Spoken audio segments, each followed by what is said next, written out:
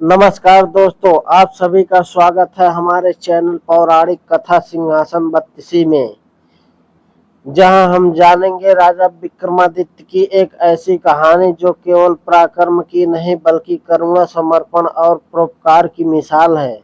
आज की कथा है 21वीं पुतली चंद्रजोत की जुबानी। चंद्रज्योति बोली, राजा भोज, तुम क्या जानो, एक सच्चा राजा केवल सिंहासन पर नहीं बैठता, वो दूसरों का दुख देखकर खुद टूट जाता है।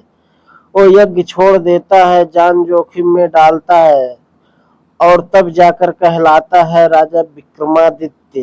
राजा विक्रमादित्य एक भव्य यज्ञ का आयोजन कर रहे थे। यह यज्ञ केवल राष्ट्र हित के लिए नहीं बल्कि ब्रह्मांडीय संतुलन के लिए था। वे चाहते थे कि इस यज्ञ में स्वयं चंद्रदेव उपस्थित हो, परंतु प्रश्न यह उठा, आमंत्रण लेकर कौन जाए। राजा बोले, महामंत्री, मुझे लगता है यह उत्तरदायित्व तो आपसे बेहतर कोई नहीं निभा सकता। तभी एक नौकर महामंत्री के कान में कुछ कहता है। उनका चेहरा बदल जाता है, वे क्षमा मांगते हैं और तुरंत वहां से चले जाते हैं। विक्रमादित्य चिंतित स्वर में बोले, क्या हुआ महामंत्री, ऐसे व्यतीत क्यों हो गए, बताओ सच्चाई। नौकर हिचकिचाते हुए बोला, महाराज, मंत्री जी ने मुझे मना किया था, परंतु मैं आपका आदेश टाल नहीं सकता। उनकी इकलौती पुत्री कई महीनों से मृत्युशैया पर है।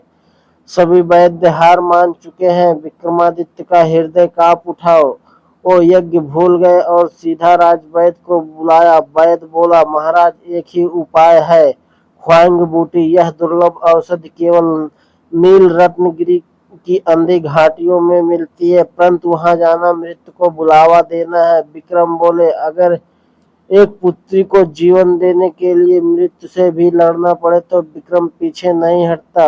वे दो बेतालों का आवाहन करते हैं और क्षण भर में पहाड़ियों पर पहुंच जाते हैं। घाटियां अंधकार से भरी थी। घने जंगलों में एकाएक दहाड़ गूंजी, सिंह प्रकट हुआ।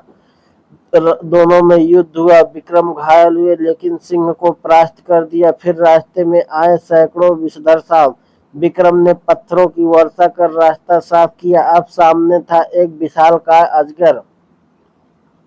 उसने विक्रम को निगल लिया, पर विक्रम तलवार से उसका पेट चीरकर बाहर निकल आए। थक चुके थे वे, फिर एक वृक्ष पर चढ़कर विश्राम किया। दिन भर खोजने के बाद भी ख्वांग बूटी नहीं मिली। अंधेरा गहराने लगा। विक्रम थक चुके थे। विक्रम बोले, काश चंद्रदेव मेरी सहायता करते। तभी आकाश में से फैली दूध जैसी चांदनी, चारों ओर ऐसा प्रकाश जैसे दिन हो, और वही झाड़ी में दिखी ख्वांग बूटी, नीले और पीले फूलों वाला पौधा जिसकी पत्तियां लाजवंती की तरह सिकुड़ती थी। जैसे ही विक्रमादित्य बूटी लेकर लौटने लगे, स्वयं चंद्रदेव प्रकट हुए। चंद्रदेव बोले, राजन, तुम्हारी करुणा ने मुझे बाध्य कर दिया। अब केवल ख्वांग बूटी नहीं, यह अमृत भी साथ लो, इसी से उस कन्या को जीवन मिलेगा। विक्रम बोले, आपका यह वरदान युगों तक याद रखा जाएगा चंद्रदेव, परंतु मेरे साथ शरीर यज्ञ में आने से ब्रह्मांड का संतुलन बिगड़ जाएगा, मुझे क्षमा करना। विक्रम लौटे। अमृत की बूंदों से कन्या को जीवन मिला। उन्होंने ख्वांग बूटी जनहित के लिए रख दी। चारों ओर जयकार गूंजने लगी। राजा विक्रमादित्य की जय हो, धर्मवीर विक्रमादित्य अमर रहे। चंद्रज्योति बोली, राजा भोज, क्या तुम कभी ऐसा त्याग कर सकोगे? नहीं, क्योंकि सच्चा राजा सिंहासन से नहीं, हृदय की करुणा से बनता है। धन्यवाद मित्रों।